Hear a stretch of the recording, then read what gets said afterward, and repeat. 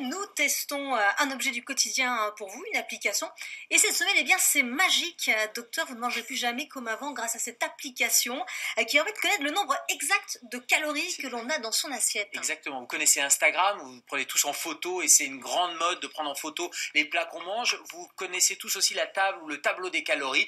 Finalement, c'est la combinaison des deux. C'est un compteur de calories en prenant en photo son assiette, tout simplement. Ça s'appelle Food Visor. Vous avez votre alimentation dans le viseur, justement. Et donc, je l'ai testé. Ça permet d'avoir, alors déjà, vous rentrez dans votre profil. C'est une petite application qu'on télécharge. Vous rentrez dans votre profil, déjà, votre âge, le sexe. Ça va permettre de déterminer le nombre de calories, la taille, le poids, etc.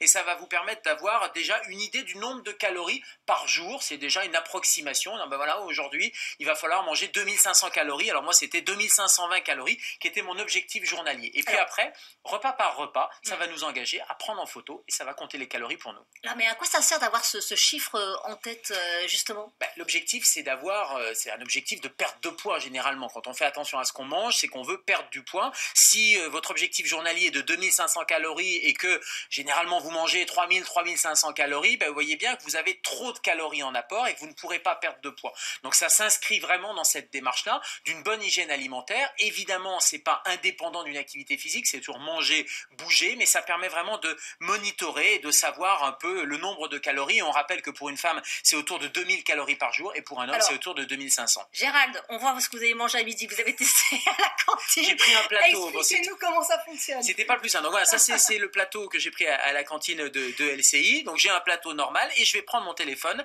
et je vais photographier plat par plat pour voir un peu si cette application est capable de reconnaître. Alors elle est intelligente, elle est auto-apprenante. Donc il y a une espèce de base de données connectée à Internet. Et donc sur une assiette, ça permet de reconnaître des éléments. Donc là, elle avait reconnu le saumon par exemple, elle avait reconnu les cornichons, les olives noires et puis elle avait un petit peu plus de mal sur, j'ai pas identifié non plus ce que c'était les salsifis ou pas, mais en tout cas ça permet de repérer et d'apprendre à l'application et la prochaine fois elle reconnaîtra toute seule. Mais il y a déjà une extrêmement une base de données extrêmement fournie. Il y avait des merguez, il y avait du couscous. On peut scanner le code barre aussi.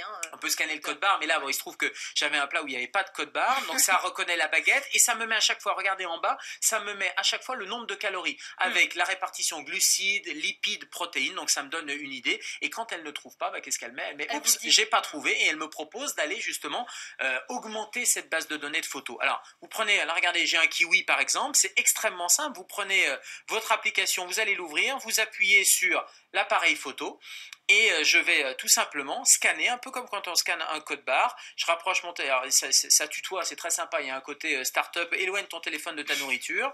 Je prends la photo, j'ai pris la photo et là, analyse en cours, et il a repéré un kiwi entier, voilà, vous avez la capture d'écran, avec 46 calories. Donc l'idée c'est, voilà, vous voulez faire une petite pause, vous avez des fruits, vous avez un yaourt et vous voulez voir lequel est le moins calorique, vous allez le scanner, le prendre en photo et ça vous donne une idée un peu précise du nombre de calories. Alors, gadget ou pas, est-ce que c'est vraiment utile? Quels sont vos plus, quels sont vos moins? Non, ça peut être intéressant à condition que ça ne vire pas à l'obsession de la nourriture et du compteur de calories. Donc dans les plus, c'est que c'est extrêmement facile d'utilisation, on vient de le faire ensemble, c'est précis, parce que la base de données est relativement fournie, il y a une indication précise sur le nombre de calories. Il y a toute une partie conseil aussi, c'est-à-dire que globalement, sur les merguez tout à l'heure, il me disait, il vaudrait mieux prendre tel ou tel plat plutôt que des merguez. Alors, il ne me propose pas de prendre des légumes à la place des merguez, il me proposait d'autres types de viande ou de saucisses moins caloriques. Donc ce sont des conseils qui sont un peu pragmatiques.